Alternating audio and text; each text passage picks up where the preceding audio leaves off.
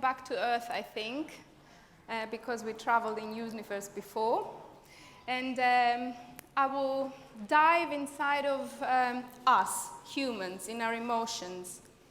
So I will start talking about art. And I'm sure you all have your favorite works of art. The ones that stand out from the rest, the ones that make you smile, think, the ones that lift you up or bring you down. Art that makes you see no matter how many times you look. But I wonder, how many of you have experienced an artwork so powerful it completely changed your emotional state? An artwork that seemed to knock you out of normality, that took your breath away and stopped you in your tracks, that made your heart race and your stomach turn, an artwork that affected you so much that you've been left wondering, what happened? And if, like me, you have, then perhaps you asked yourself, what made me feel that way? What was it about this particular work of art that had caused you to react like that? What had the artist do to make the work so powerful? Maybe you've seen it before, and this was the first time it caused you such strong emotion. How come it happened now? Why didn't it happen before? Exactly what had happened for you to experience such a shift of emotion? So, the first time it happened to me, I was about 8 years old, and I was with my mother in her bedroom. I was sitting on her bed, and she was folding some fresh laundry. And as I sat there, I looked up at this picture that my parents had hanging on the wall. The Madonna della Sedia by Raphael, the Italian artist of Renaissance. One of my favorite pictures. The way the Madonna holds the baby, the way she looks at you, the way her skin is depicted, and the softness of her lips. I could look at it for hours. But this time, something happened inside me. Something started to bubble deep in my stomach. And the more I looked at the picture, the more the bubbling became. And the more the bubbling became, the more I looked. I was gripped by a wonder that I had never experienced before. Feeling lightheaded, I remember I wanted to float across the room and dive into the picture. Okay, needless to say, I eventually returned to normality, although some friends of mine think that I'm still struggling with that, okay? So, but what had happened? What had made me feel like this, and why? The next time I remember it happening, I was about 10, and my father had taken me out to my favorite museum, the National Archaeological Museum here in Athens. As we walked into the museum, we passed the beautiful Paros, the majestic Sphinx, and the beautiful marble reliefs there.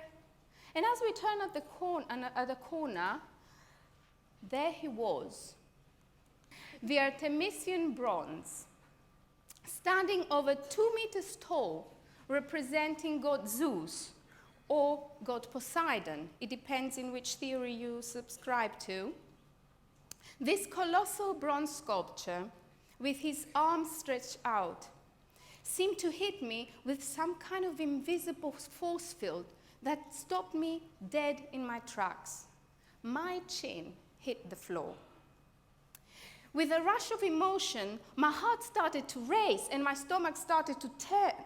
Feeling lost and confused, the only thing I could think about is like reaching out my hand to touch this beautiful bronze skin. And again, the same questions. What was happening to me? What was I feeling and why? And these experiences continued to occur and affecting me when I least expected it, knocking me out of my regular, passive, emotional state. And every time I experienced some of these knocks, some of these intense emotional situations, I became more and more intrigued about what was happening. I think that we all get excited when we see something that we like. And if we are passionate about something, then we usually get really excited.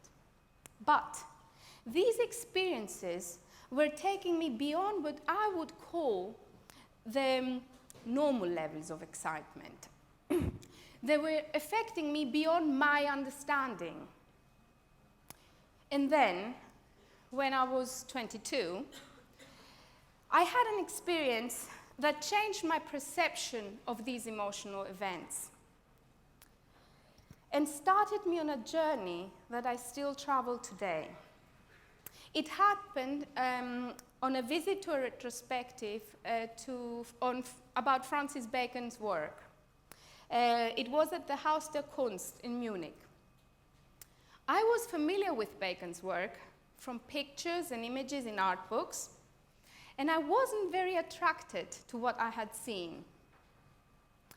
I had always found his work a little bit violent and aggressive and frightening.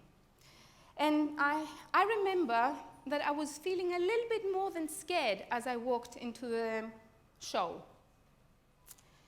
But in I went, and wow, it was amazing.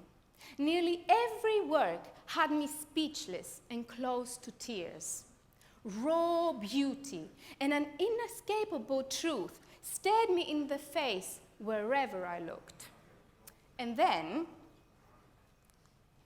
Pope Innocent V, face to face with this monstrous work, I remember being hit by wave after wave of crushing emotion, flooding through my body and filling me up with excitement. Pain, pleasure, love, hate, everything seemed to flow through me in a giant boiling mix. I was a mess.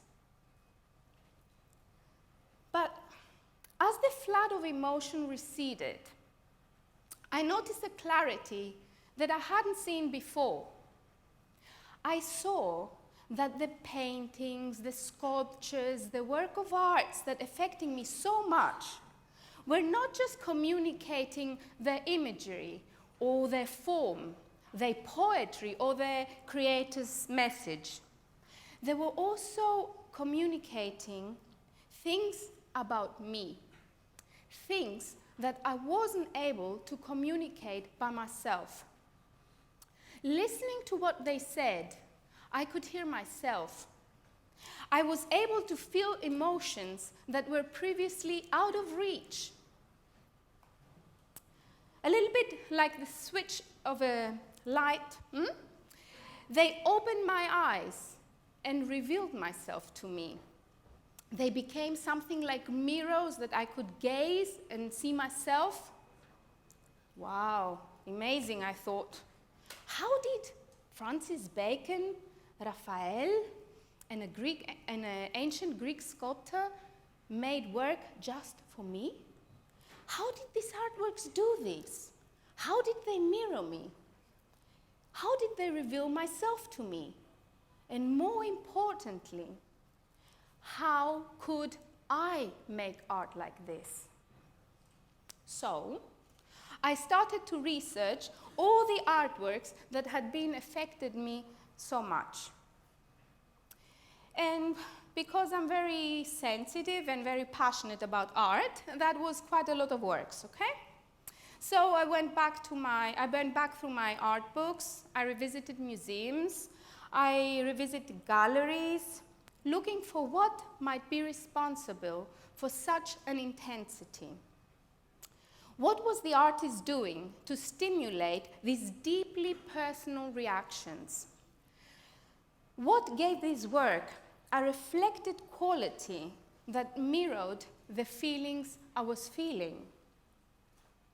So, expected to uncover some kind of hidden techniques and unique methods or magical secrets, what I actually discovered was quite surprising.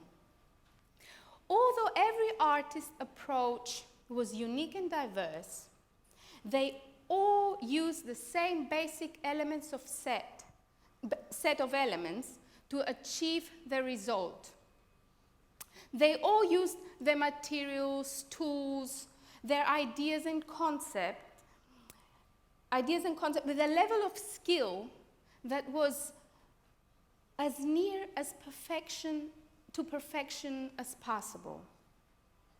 There were no accidents. Every brushstroke, every line, every touch, and every scene was carried out in harmonious partnership with an immense and profound understanding of the philosophical language being used, like Pollock strips, or de Kooning's brushstrokes, and Janice Holz's messages, Tracy Emin's bed. None of these works were made by chance alone. They were all studied acts, thought out plans, directed and controlled right up to the point of execution. They also communicated the theme with a poetic dexterity that allowed my personal understanding of the subject to remain unaffected and free of influence. They provided the subject for discussion, but never the rules for exploring. Just like Rothko's large color fields, or Ron Nuke's boy. So, there were no recognizable instructions for use. The freedom to experience for myself was always available. And they all explored the human condition using metaphysical reasoning. Regardless of their style, genre, or place in art history, they were all concerned about what it is to be human, what it means to feel, how it is to experience life, to live with the knowledge of death, how we position ourselves in relation to society. What does it mean to be I, like Igor Schiele? Of course, these elements are well documented in art theory, and they are among the basic principles in art being taught today. But what was perhaps the most interesting element was an element that didn't seem that originated from the artist. This element was the position I was taking as I approached the work. Not a physical position, but a unconscious position of the mind. A position free of external interference and critical thoughts. A position that allowed me to approach and experience work expecting nothing and everything at the same time. A position from which I was able to experience feelings and emotions that were not normally allowed, or that I didn't allow myself. So, combined together these elements made perceptible what in psychoanalysis is being called the real. What is best described by Jacques Lacan as the thing that breaks down the meaning of everyday life and causes a rupture of something unrecognizable, and that Slavoj Žižek takes a bit further as the real, and describes as an incomprehensible something that permeates things as a trace of the sublime. Let's say something like suddenly falling in love.